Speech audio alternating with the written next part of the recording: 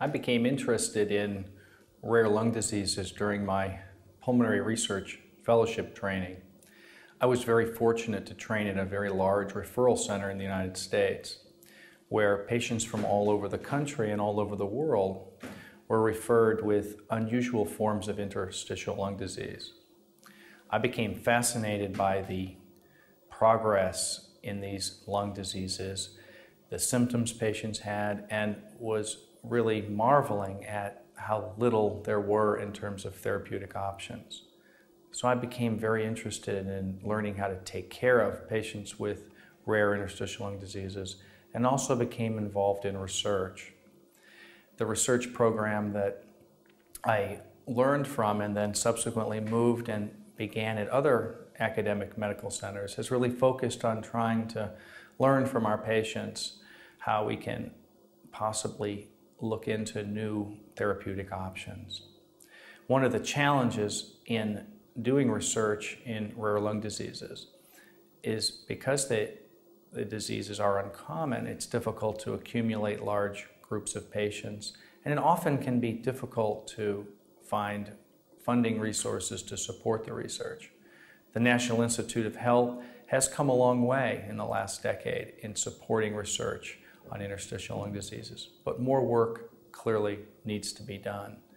One of the challenges with a particular form of interstitial lung disease that is the most devastating, which is idiopathic pulmonary fibrosis, is that it tends to occur in men and women, but more common in men as they age.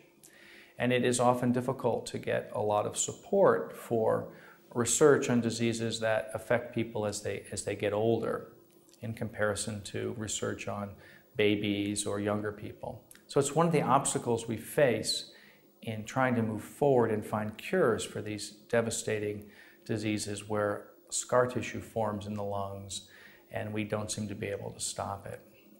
In particular, some of the recent work that's been done on rare lung diseases like idiopathic pulmonary fibrosis has been to try to investigate families in which pulmonary fibrosis seems to run.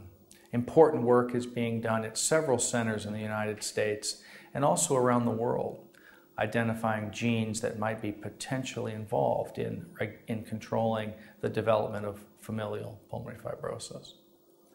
One of the other areas of important investigation is understanding the relationship between the genetics and the environment. Cigarette smoking does appear to be a risk factor for developing idiopathic pulmonary fibrosis later in life, and other exposures through the environment, and potentially things like air pollution. So it's a very important area of investigation where much more work needs to be done. But there does seem to be support gathering from a variety of different resources to help support research in these rare and devastating fibrotic interstitial lung diseases.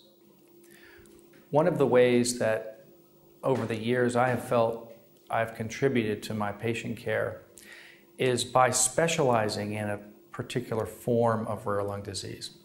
So centers that develop particular expertise in diagnosing and managing patients with rare lung diseases provide an extremely valuable resource to practicing physicians and families who face the devastating consequences of these rare lung diseases.